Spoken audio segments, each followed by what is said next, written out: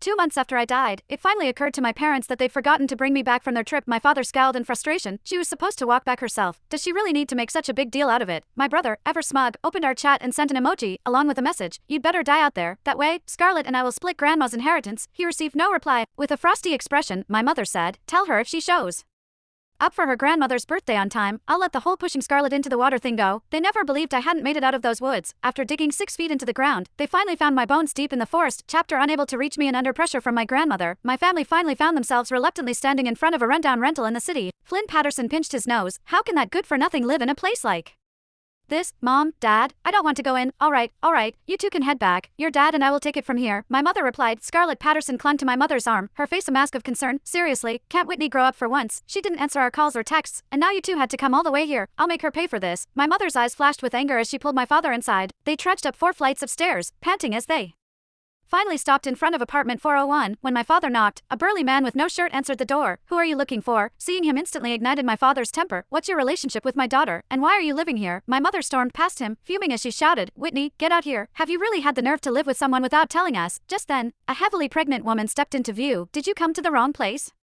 We've been living here for 2 months now, she said. My mother's impatience was evident. This is the address my daughter, Whitney, gave us. How could we be wrong? The middle-aged man, frustrated by my mother's refusal to listen, shoved her out of the way. Get lost. You don't even know where your own daughter lives, and you dare call yourselves parents. Suddenly, the pregnant woman chimed in. Is Whitney the previous tenant? The landlord said she owed a month's rent and couldn't be reached, so he took the place. Hearing this, my mother's brows shot up in anger. She moved out without a word. Well, this was a pointless trip. What an ungrateful daughter. Just as they were about to leave in a huff, the landlord returned. Upon learning that they were my parents, he immediately began demanding rent. You need to pay her back rent now, and get her stuff out of here, so it doesn't take up my space. My parents, skeptical, followed the landlord to the storage room where my things were kept.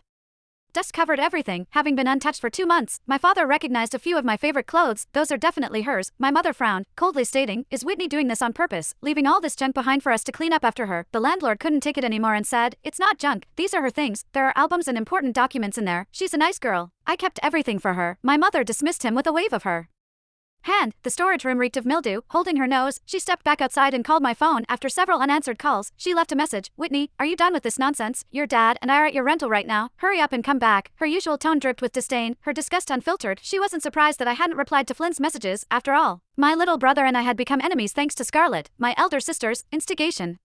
But ignoring a message from her own mother that was unprecedented, frustrated, she turned to my father and said flatly, let's just forget about her and go home. I can't stand being here a second longer. The landlord, overhearing, glared at her. Hey, that's rude. Anyway, are you taking her stuff or not? If not, I'll just throw it out, he said, clearly fed up, realizing he wouldn't get the rent from my parents.